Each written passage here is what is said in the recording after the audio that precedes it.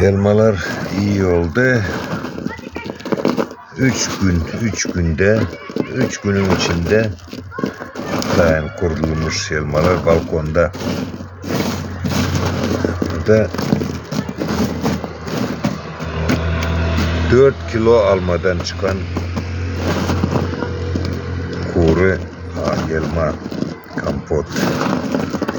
Ne güzel oldu. Kırmızı almadan yapıyorum. Kırmızı almadan. Kırmızı güzel oldu. Portakallar da iyi. O yana bir yana çeviriyorum. Da 2 günün içinde iyi olacak. Sonra şikolata batırıyorsunuz. Restoranlarda veriyorlar. Şikolata batırıyorlar. Veriyorlar. O çok güzel. Tatlı oluyor bu. Ne bu kurumuş elma. Gördünüz mü? Bu çok güzeldi. Ana bitti. Bu kebaplar da bitti. Buralar da iyi oldu.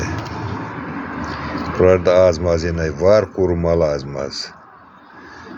Kurutmalı azmaz. Bunlar tayin iyi.